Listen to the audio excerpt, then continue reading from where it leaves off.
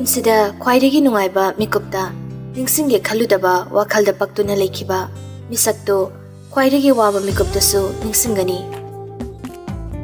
ꯍꯔꯥꯎꯕ ꯅꯨꯡꯉꯥꯏꯕ ꯈꯨꯗꯤꯡꯃꯛꯇ ꯋꯥꯈꯜꯗ ꯄꯛꯇꯨꯅ ꯍꯥꯞꯆꯤꯟꯗꯨꯅ ꯂꯩꯈ꯭ꯔꯕ ꯃꯤꯁꯛꯅꯤ ꯅꯨꯄꯥꯁꯤ ꯃꯍꯥꯛꯀꯤꯗꯤ.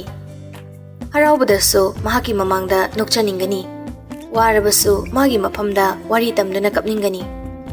ꯃꯥꯒꯤ ꯃꯊꯥꯅꯨꯡꯁꯤꯅ ꯈ꯭ꯋꯥꯏꯗꯒꯤꯁꯨ ꯁꯦꯐꯇꯤ ꯑꯣꯏꯕ ꯃꯐꯝꯒꯨꯝꯅꯁꯨ ꯈꯟꯒꯅꯤ. ꯍꯥꯏꯔꯤꯕ ꯃꯤꯁꯛꯁꯤ ꯂꯩꯔꯕ ꯃꯍꯥꯛꯇꯣ ꯈ꯭ꯋꯥꯏꯗꯒꯤ ꯂꯥꯏꯕꯛ ꯐꯕ ꯄꯨꯟꯁꯤ ꯑꯃꯈꯛꯅꯤ ꯉꯁꯤꯒꯤ ꯃꯥꯂꯦꯝꯁꯤꯗꯗꯤ. ꯖꯣꯔꯖꯅ ꯃꯁꯝꯒꯗꯣ ꯍꯥꯏꯐꯦꯠ ꯁꯦꯝꯕꯤꯔꯒ ꯄꯥꯈꯠꯇꯅꯕ ꯍꯥꯏꯔꯛꯏ. ꯇꯞꯅ ꯍꯧꯒꯠꯄ ꯀꯩꯗꯧꯒꯤ? ꯑꯩ ꯂꯩꯌꯦ. ꯑꯩꯅ ꯅꯪꯕꯨ ꯀꯃꯥꯏꯅ ꯍꯨꯟꯗꯣꯛꯑꯝꯃꯒ ꯆꯠꯇꯣꯏꯅꯣ? ꯉꯁꯥꯏꯁꯨ ꯑꯩꯒ ꯆꯠꯃꯤꯟꯅꯩ ꯈꯪꯅ ꯇꯨꯝꯈꯤꯗꯥꯏꯅꯦ ꯅꯪꯕꯣ? ꯏꯊꯛ ꯊꯛꯀꯠꯅ ꯏꯉꯥꯎ ꯍꯦꯛ ꯉꯥꯎꯕꯅꯤ ꯇꯨꯝꯕ ꯍꯧꯒꯠꯂꯛꯄꯗ ꯄꯨꯝꯃꯝꯕꯗꯨꯗ. ꯊꯛꯀꯠꯄꯗꯣ ꯈꯤꯇꯪꯗꯤ ꯐꯔꯛꯑꯦ ꯍꯥꯏꯕꯕꯨ ꯃꯤꯄꯥꯏꯕꯗꯨꯗꯤ ꯍꯟꯗ꯭ꯔꯤ. ꯃꯤꯍꯨꯟ ꯃꯈꯣꯜ ꯊꯣꯛꯅ ꯆꯣꯡꯕꯒꯤ ꯃꯁꯥꯗꯣ ꯈꯤꯇꯪꯁꯨ ꯍꯨꯃꯥꯡ ꯀꯣꯛꯆꯥꯎꯕꯤ ꯀꯥꯔꯒ ꯅꯥꯒꯦꯠꯇ ꯂꯩꯗꯨꯅ ꯌꯦꯡꯂꯤꯕꯅꯤ. ꯈꯤꯇꯪꯁꯨ ꯏꯀꯥꯏꯒꯨꯝ ꯍꯥꯏꯔꯤ. ꯑꯩꯗꯤ ꯃꯇꯝ ꯆꯥꯗ ꯇꯨꯝꯊꯔꯨꯕꯒꯤꯔ ꯈꯪꯗꯦ.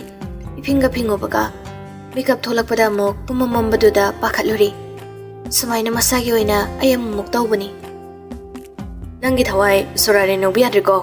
ꯑꯗꯨ ꯅꯠꯇ꯭ꯔꯗꯤꯅꯦ ꯑꯩꯅ ꯁꯣꯔꯣꯛꯇ ꯅꯪꯒꯤ ꯃꯤꯡꯁꯤꯅꯅꯦ ꯑꯃꯈꯛ ꯑꯣꯏꯕ ꯑꯩꯒꯤ ꯂꯣꯟ ꯑꯣꯏꯕꯒꯨꯝ ꯆꯤꯝꯕꯥꯜꯁꯤꯗ ꯁꯣꯟꯗꯨꯅꯅꯦ ꯑꯉꯥꯎꯕ ꯑꯣꯏꯔꯒ ꯁꯦꯒꯥꯏꯕ ꯐꯤꯒ ꯁꯦꯠꯂꯒ ꯆꯠꯍꯧꯗꯣꯏꯕ.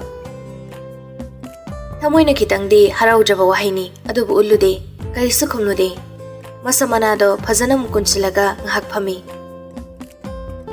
ꯃꯤꯅꯤꯠ ꯑꯃꯅꯤ ꯄꯨꯛꯅꯤꯡ ꯃꯇꯣꯝꯇ ꯐꯥꯊꯖꯕꯒꯨꯝ. ꯀꯥꯏꯗꯅꯣ ꯂꯩꯔꯤꯁꯤ? ꯐꯥꯝ ꯃꯅꯥꯛꯇꯅꯤ. ꯅꯪꯗꯤ ꯉꯥꯎꯕ꯭ꯔꯥ? ꯍꯣꯏ ꯉꯥꯎꯏ. ꯌꯨꯝꯗ ꯍꯜꯂꯁꯤ ꯊꯦꯡꯉꯤ. ꯐꯥꯝꯗ ꯊꯧꯖꯤꯜꯂꯁꯤ ꯌꯨꯝꯗ ꯍꯥꯏꯈ꯭ꯔꯕꯅꯤ. ꯑꯩ ꯌꯨꯝꯗ ꯊꯅꯝꯒꯦ ꯍꯥꯏꯗꯦ. ꯑꯩ ꯌꯨꯝꯗ ꯊꯤꯜꯂꯝꯃꯣ ꯑꯗꯨꯒ ꯑꯃꯨꯛ ꯆꯠꯂꯣ. ꯉꯁꯥꯏꯅ ꯀꯣꯛ ꯍꯧꯗꯣꯔꯛꯀꯦꯁꯨ ꯍꯥꯏꯗꯦ. ꯅꯪꯅ ꯅꯨꯡꯉꯥꯏꯅ ꯇꯨꯝꯕꯗꯨꯗ ꯍꯧꯗꯣꯛꯄꯤꯗ꯭ꯔꯕ ꯑꯗꯨꯏꯅꯤ. ꯃꯤꯀꯞ ꯊꯣꯛꯑꯕꯅꯤꯅ ꯒꯥꯔꯤ ꯊꯧꯔꯒꯦꯀꯣ. ꯌꯥꯅꯤꯡꯗ꯭ꯔ ꯃꯥꯜꯂꯦ ꯒꯥꯔꯤ ꯊꯧꯔꯒꯦ ꯍꯪꯅꯩꯗꯣ ꯈꯨꯝꯂꯨꯗꯦ. ꯌꯨꯝꯗ ꯍꯥꯏꯈ꯭ꯔꯦ ꯍꯥꯏꯗꯅꯕꯨ ꯑꯗꯨꯕꯨ ꯌꯥꯕ꯭ꯔꯕ? ꯌꯨꯝꯒꯤ ꯊꯕꯛ ꯏꯪꯈꯥꯡ ꯃꯌꯥꯝꯅ ꯀꯅꯥꯅ ꯍꯣꯠꯅꯕꯤꯗꯧꯔꯤꯒꯦ? ꯚꯥꯞ ꯌꯥꯝ ꯇꯥꯗꯕꯁꯦ ꯑꯩꯗꯤ ꯍꯩꯅꯗꯦꯕꯣ. ꯊꯕꯛ ꯐꯕꯤ ꯕꯦꯁ ꯌꯨꯝꯒꯤ ꯃꯧꯒꯤ ꯁꯥꯒꯦꯁꯤꯔꯕ? ꯅꯁꯥ ꯉꯝꯗꯕ ꯅꯪꯅ ꯑꯥꯏꯔꯟ ꯃꯦꯟ ꯁꯥꯗꯅ ꯏꯃꯨꯡꯒꯤ ꯊꯕꯛ ꯏꯪꯈꯥꯡ ꯂꯣꯏꯅ ꯁꯨꯒꯦ ꯍꯥꯏꯔꯕ? ꯑꯥꯏꯔꯟ ꯃꯦꯟ ꯍꯥꯏꯕꯗꯤ ꯌꯣꯠꯀꯤ ꯃꯤ ꯈꯪꯉꯕ? ꯅꯪꯒꯨꯝꯕ ꯁꯥꯏꯀ꯭ꯂꯣꯟ ꯂꯥꯛꯄꯗ ꯌꯥꯎꯈꯤꯗꯧꯕ ꯅꯪꯅ ꯃꯇꯧ ꯇꯝꯕꯒ ꯉꯝꯃꯣꯏ. ꯑꯗꯨꯏ ꯅꯠꯇꯤꯌꯦ. ꯐꯥꯝꯂꯣꯝꯗ ꯅꯪꯅ ꯄꯨꯈ꯭ꯔꯦ ꯍꯥꯏꯔꯗꯤ ꯑꯃꯨꯛ ꯀꯩꯗꯧꯔꯕ? ꯁꯨꯝ ꯏꯃꯥꯅ ꯄꯨꯛꯅꯤꯡ ꯅꯨꯡꯁꯤꯈꯤꯅꯤ ꯇꯧꯕꯅꯤ. ꯃꯣꯏ ꯃꯌꯥꯝꯅ ꯑꯩꯕꯨ ꯑꯁꯨꯛ ꯐꯖꯅ ꯌꯦꯡꯁꯤꯟꯕꯤꯔꯤꯁꯤꯗ ꯃꯣꯏꯕꯨ ꯊꯥꯖꯗꯕ ꯑꯣꯏꯅ ꯇꯥꯈ꯭ꯔꯅꯤꯌꯦ. ꯅꯪꯅ ꯌꯨꯝꯗ ꯂꯩꯕ ꯑꯣꯏꯔꯗꯤ ꯑꯃꯨꯛꯁꯨ ꯐꯕ. ꯖꯣꯔꯖꯅ ꯃꯥꯂꯦꯝꯁꯤꯒꯤ ꯐꯠꯇꯕ ꯃꯌꯥꯝ ꯈꯟꯖꯜꯂꯤꯗꯣ ꯀꯩꯒꯤꯅꯣ? ꯑꯩꯅ ꯐꯅꯕ ꯂꯣꯏꯅ ꯈꯨꯝꯈ꯭ꯔꯕꯅꯤ. ꯆꯕꯦꯡ ꯆꯕꯦꯡ ꯌꯥꯝ ꯉꯥꯡꯒꯅꯨꯀꯣ. ꯅꯅꯥ ꯌꯥꯝ ꯀꯟꯒꯅꯨ. ꯆꯤꯟ ꯈꯨꯝꯕ ꯅꯠꯇꯦ. ꯋꯥ ꯃꯌꯥꯝ ꯉꯥꯡꯕꯁꯨ ꯅꯠꯇꯦ. ꯍꯛꯆꯥꯡ ꯉꯝꯗ꯭ꯔꯦ ꯍꯥꯏꯔꯒ ꯐꯥꯝꯗ ꯅꯪꯅ ꯁꯠ ꯍꯦꯛꯇ ꯄꯨꯔꯛꯄꯁꯤ ꯐꯖꯕ ꯋꯥꯠꯂꯤ. ꯌꯨꯝ ꯑꯃꯗ ꯃꯧ ꯑꯃ ꯑꯣꯏꯕ ꯍꯥꯏꯕꯁꯦ ꯌꯥꯝ ꯂꯨꯏ ꯑꯗꯨꯒꯤꯅꯤ. ꯇꯝꯅꯥ, ꯑꯩꯅ ꯕꯕꯥꯗꯁꯨ ꯍꯥꯏꯈ꯭ꯔꯕꯅꯤ. ꯊꯤꯟꯖꯤꯟꯕ ꯐꯔꯛ ꯇꯥꯔꯦ ꯊꯕꯛ ꯂꯩꯗꯅ ꯊꯤꯟꯖꯤꯜꯂꯝꯗ꯭ꯔꯦ ꯍꯥꯏꯗꯅ. ꯉꯁꯤ ꯐꯥꯎꯗ ꯑꯩ ꯅꯪꯒꯤ ꯈꯟꯗꯕ ꯃꯤꯀꯨꯞ ꯑꯝꯇ ꯌꯥꯎꯈꯤꯗ꯭ꯔꯤ. ꯅꯪꯒꯤ ꯃꯥꯏ ꯆꯣꯞꯀꯗꯕ ꯊꯕꯛ ꯑꯃꯇ ꯑꯩ ꯇꯧꯔꯣꯏ. ꯑꯗꯨꯒ ꯑꯩ ꯅꯪꯒꯤ ꯅꯄꯨꯔꯣꯏꯕꯅꯤ. ꯅꯪ ꯁꯦꯟꯅꯕ ꯍꯥꯏꯕꯁꯦ ꯑꯩꯒꯤ ꯊꯧꯗꯥꯡꯅꯤ. ꯑꯗꯨꯒ ꯑꯩꯒꯤ ꯂꯣꯏꯅꯕꯤ ꯑꯣꯏꯔꯤꯕ ꯅꯪꯅ ꯑꯩꯒꯤ ꯅꯥꯛꯇ ꯂꯩꯇꯅ ꯀꯗꯥꯏꯗ ꯂꯩꯒꯦ ꯍꯥꯏꯕꯅꯣ?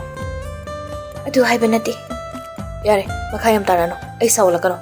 ꯒꯥꯔꯤ ꯊꯧꯖꯜꯂꯒꯦ ꯌꯥꯔꯕꯣ? ꯌꯥꯝꯅ ꯍꯟꯗꯛꯇꯤ ꯃꯉꯝ ꯇꯣꯄꯂꯝꯅ. ꯍꯣꯏ. ꯐꯥꯔꯝꯂꯣꯝꯗ ꯒꯥꯔꯤ ꯊꯧꯖꯜꯂꯛꯂꯤ. ꯁꯨꯃꯥꯡꯗ ꯈꯥꯝꯃꯤ.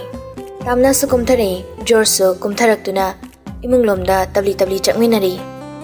ꯇꯥꯝꯅꯥꯅ ꯈꯖꯤꯛ ꯃꯥꯡ ꯊꯥꯡꯂꯞꯅ ꯑꯗꯨꯒ ꯃꯥꯅ ꯇꯨꯡꯋꯥꯏꯗ ꯏꯟꯅꯔꯛꯏꯕꯅꯤ. ꯔꯦꯃꯤꯁꯨ ꯒꯥꯔꯤ ꯃꯈꯣꯜꯗꯨꯗ ꯊꯣꯔꯛꯂꯝꯃꯤ. ꯍꯥꯟꯅꯁꯨ ꯖꯣꯔꯖꯅ ꯂꯥꯛꯀꯅꯤ ꯍꯥꯏꯅ ꯐꯣꯟ ꯇꯧꯈꯤꯕꯅ ꯉꯛꯂꯨꯗꯦ. ꯍꯔꯥꯎ ꯍꯔꯥꯎ ꯀꯧꯔꯛꯏ. ꯍꯩꯃꯥ ꯕꯨꯡꯉꯣ ꯌꯧꯔꯛꯑꯦꯗꯅ. ꯀꯩꯅꯣ ꯈꯤꯇꯪ ꯉꯟꯅ ꯂꯥꯛꯀꯦ ꯍꯥꯏꯗꯦꯅꯦ. ꯑꯩꯗꯤ ꯌꯧꯃꯜꯂꯛꯇꯗꯅ ꯄꯥꯈꯠꯂꯨꯔꯕꯅꯤ. ꯃꯇꯝꯅꯒ ꯐꯠꯇꯕꯁꯤꯗ. ꯈꯔ ꯈꯖꯤꯛ ꯊꯦꯡꯗꯣꯛꯈ꯭ꯔꯏꯅꯦ. ꯍꯤꯗꯥꯛ ꯂꯥꯡꯊꯛ ꯐꯪꯉꯤ ꯐꯪꯗꯦ ꯍꯥꯏꯗꯅ ꯇꯧꯅꯕ ꯑꯃꯨꯛ. ꯆꯣ ꯐꯤ ꯍꯣꯡꯅꯔꯨꯔꯣ. ꯏꯍꯦ ꯃꯧꯒꯤ ꯐꯤꯔꯣꯜꯗꯤ ꯑꯃꯠꯇꯕꯨ ꯂꯩꯔꯝꯃꯣꯏꯅꯦ. ꯍꯌꯦꯡꯒꯤ ꯍꯣꯡꯅꯕꯅꯦ ꯏꯅꯦ ꯄꯨꯔꯛꯑꯒꯦ. ꯅꯣꯏ ꯀꯥꯈꯠꯂꯝꯃꯨꯀꯣ. ꯍꯧꯖꯤꯛꯀꯤ ꯍꯣꯡꯗꯣꯛꯅꯕꯕꯨꯗꯤ ꯑꯩꯅ ꯐꯤꯌꯥꯟꯗ ꯌꯥꯟꯁꯤꯜꯂꯝꯃꯕꯅꯤ. ꯍꯪꯒꯣꯏꯒꯗ꯭ꯔꯣ? ꯏꯅꯦ ꯀꯩꯒꯤ ꯍꯪꯒꯣꯏꯗꯣꯏꯅꯣ? ꯑꯩꯅ ꯌꯨꯝꯗ ꯂꯩꯁꯥꯔꯤꯉꯩꯗ ꯁꯦꯠꯂꯤꯁꯦ ꯑꯩꯒꯤꯕꯨ ꯑꯝꯇ ꯌꯥꯎꯔꯝꯃꯣꯏ. ꯏꯃꯥꯒꯤ ꯉꯥꯛꯇꯅꯤ. ꯆꯞ ꯃꯥꯟꯅꯩꯗ ꯏꯅꯦ. ꯐꯔꯦ ꯆꯣ ꯅꯐꯤ ꯍꯣꯡꯉꯨꯔꯣ. ꯏꯅꯦ ꯅꯣꯏꯒꯤ ꯆꯥꯛꯅꯦ ꯑꯃꯨꯛꯇ ꯀꯥꯝꯈꯠꯄꯤꯒꯦ. ꯍꯣꯏ ꯏꯅꯦ.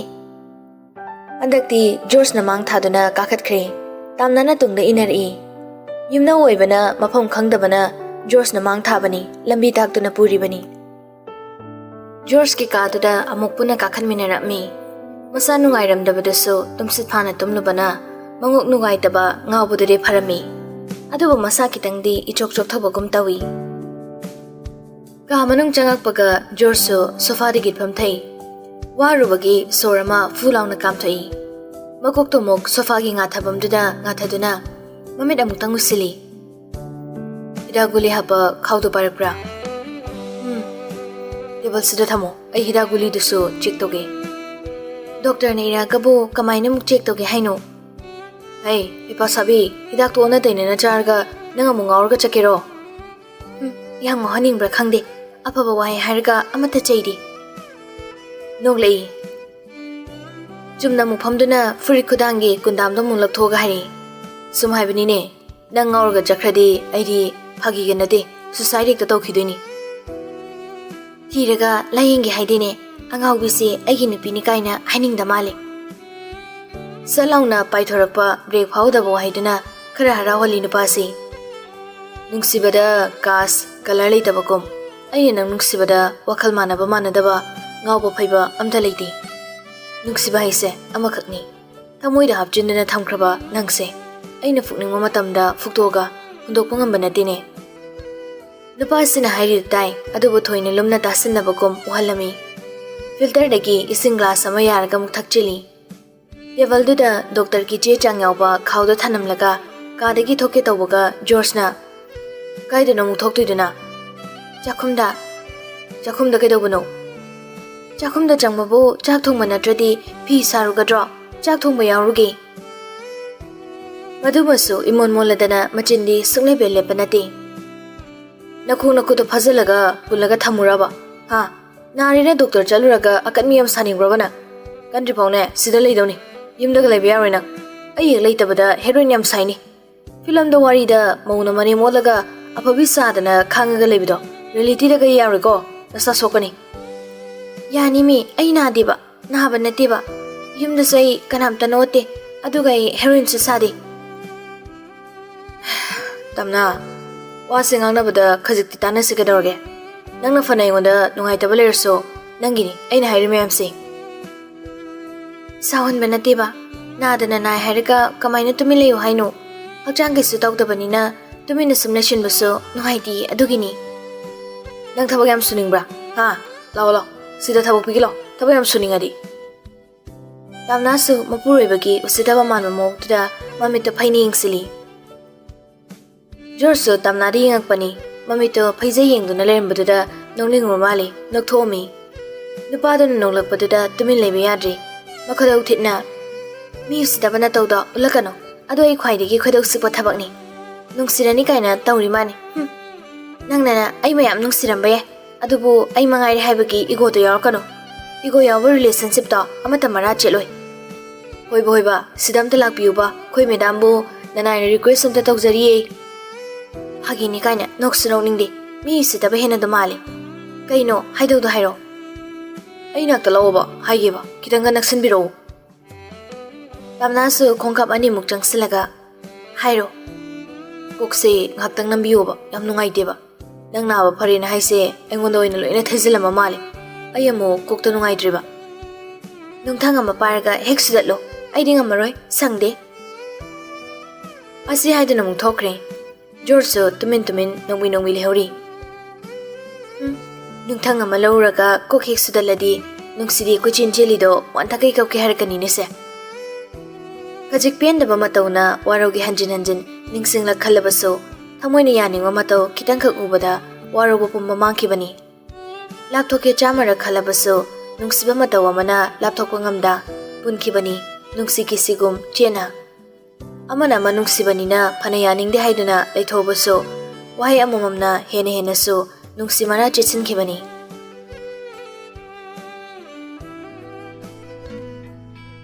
achara isau lang dana chak thongami nupa pa malini nupa duga leiningbagi nasanari oramni aidi khambu khangudene onthok khaikreda kokyam lingkre mamagi mateng pangliba ningol su ꯃꯃꯥꯒꯤ ꯋꯥꯉꯥꯡꯗꯣ ꯈꯔ ꯌꯥꯅꯤꯡꯗꯅ ꯃꯈꯣꯜ ꯋꯥꯡꯈꯠꯅ ꯍꯥꯏꯔꯤ.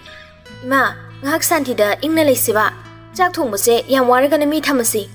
이몽 망고 로시나바 미 탐바소 이마나 모울라빠다기 탐도바 나트로 미 아마나 미 마한타나 옌보시 아이 팜디 윰시다 동아나 따리세 이마 칵니 동아나 나톰도 비자자니고 이사디 타박다 혼바다기 미나게 암로닝아 이보이레다 굿기 타박시기 미가이도 탐도이노 호나게 아이나 돔소 호나라가 라이바니 굿기 타박도 따우바 이사우도 랑비라노 투미나 호나비요 따자닝데 아이 삭다도 눅시다바 눅시바 ngamdaba adunane isau langningakpa ichasi matomtani phimal sena ningdene mai yengoi kadai maram cha dingoi kadai haido hekyawi kadai da bola khoninga yawge ima hai chanda nubi khangine he hinjabi amali nangmusu adudine tumene ngak leisi ngasigine kokse am sari ban e hinjabi na pedrek pedrek sagi harik tringai dene ima nang lepiro changsina marol lama nungai tamni Acara saurambadagi tapthare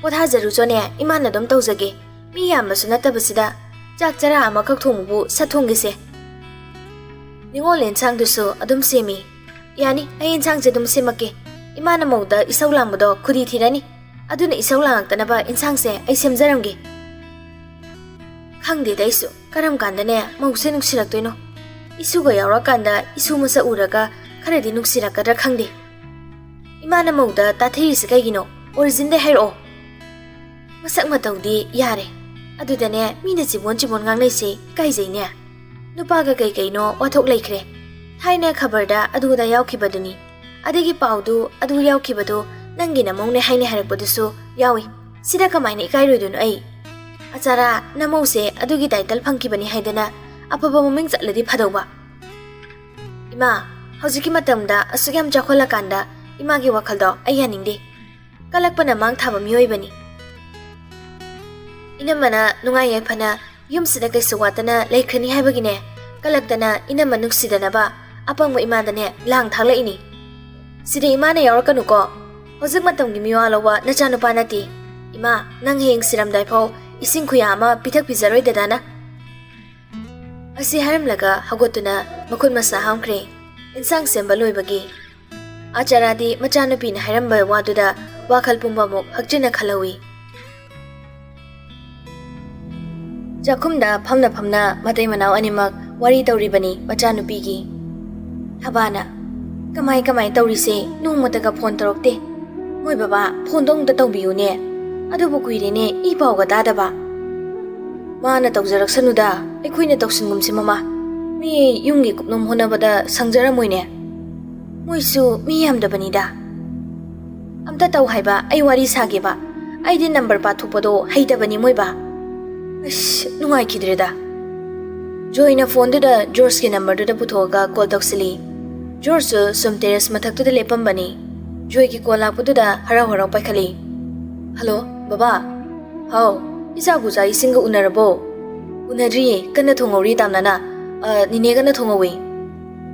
Nine palakpodu da Hamda leiro noibo aiga maga doctor chaluba aduda somdai gisu thaba khara leiba aduda dum masu puraba isi kai oina ngamdrino ne magini aina deba sum makonga oina yingthobuni da nungai ba pawgadi natego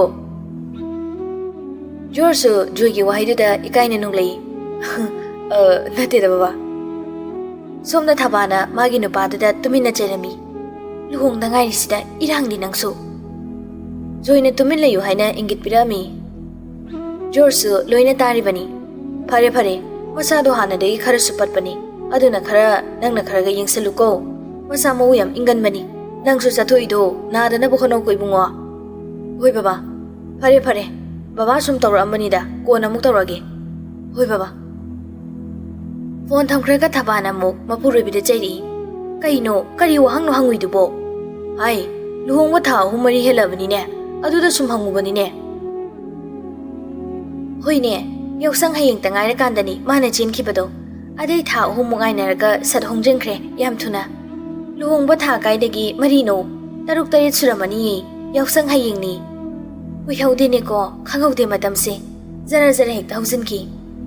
Aduni, luhongba kuirabanina nupara nupira isudu amatang yaujaradi faidana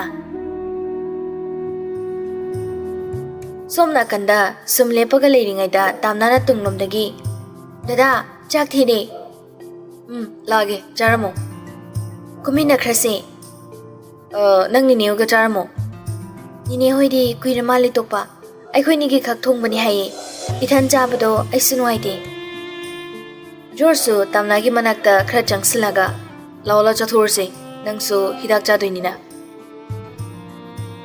Wuna amok makhada kumtharagle chakhumda changai Premina thibu khotpa loirami Nabani ne sathoknaruko loirga mu hairo ine loisinbige aduga maugi phanek phi kharasu puthongge ko nongni ni leiduinina ine ne phamungda thanamge hoine ne yam puthonu da hayeng phaugi hongnaba khitang thambiramo aine thaba khalakpada leirage phanekti nangna nungai gadrane leiba maugaiga kaithildagi leiruge kesu kaideda afaba fataba haibase midugi wakhalni aikesu khanneda amang phata hauthi paibsunati nupana phanek mayam miyo neisidi ho phare hayeng khare hek leibiro phajana chamina roko hoine jorsu cheramada phamlaga chaba hawi tamnana sumle palaibiduda charodana nangso dada chaba loiraga charge awara pa sungaigi kaino punu cha seraga ulamna chabado nungaiteba George na makuto pukham machida ngaga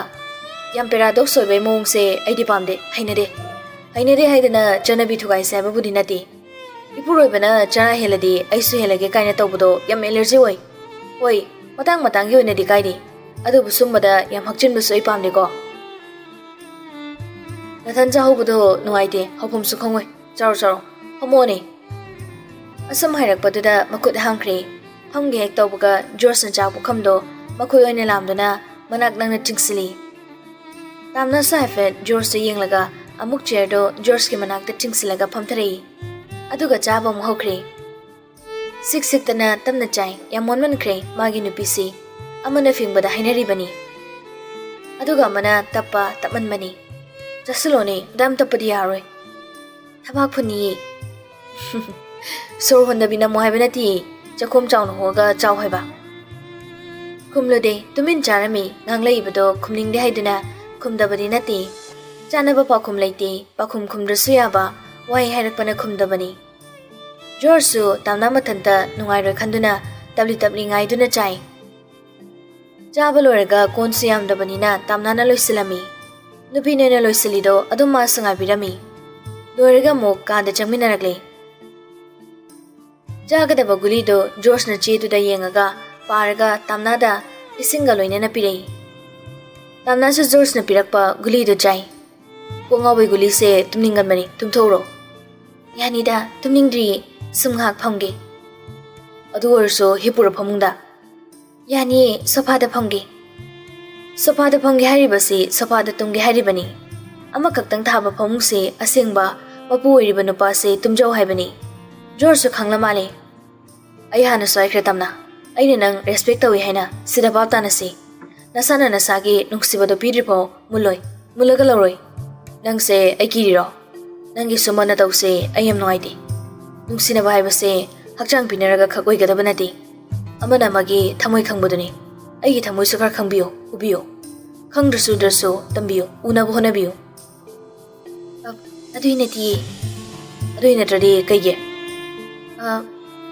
yare tumro ai sofa da tungi tamna amukasu makun khungge tawrakpani tumura haibane sisu nongmai lauraga namaga tumalu hairo tamna suwa makha taramdre phamungda kakhatkirami hoiju tringkhalaga amuk tamna hipthai guli jasalubaga mamitu muntharakle adumak tumkhi George tamna na tumkhra matung maso amuk tumina hoiju kai haudabi mon macha ma phamungdagi lauraga sofa da hiplami Hipsaba khaktani mikapa mata pao pothaba yaramde tumin leirabanina wakhal macha su khalei hongli goise saidomda tumina sumna leirabakan saidomda ngai hongli goise ba waisina ihana dom ngakna koksida thoglei asuktina ise hongbra honglakani haibadi wakhalsina khachikta bolam siludabani kana magi damakta ai isadagi hena asuk wajaba Nangga thengnabadagi khoirangba khushaunaba tayang desoiba kana amagi wajaba hakchinna thamoi waba care loba sida natana miyoi magi jealousy care love like kudimak loina tamna khangakpani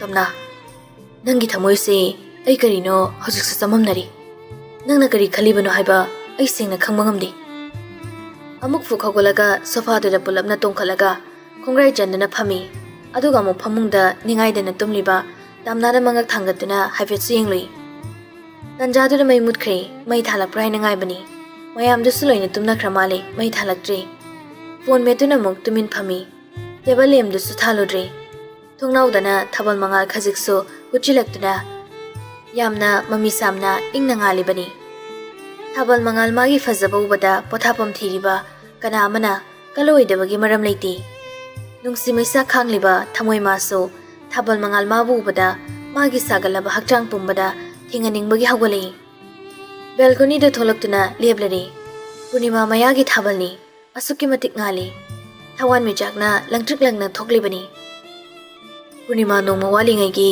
fazaba kaina hainaribani chumi haying yaksangni adu baigi famdadi aigi nupidagi hena fazaba amta leite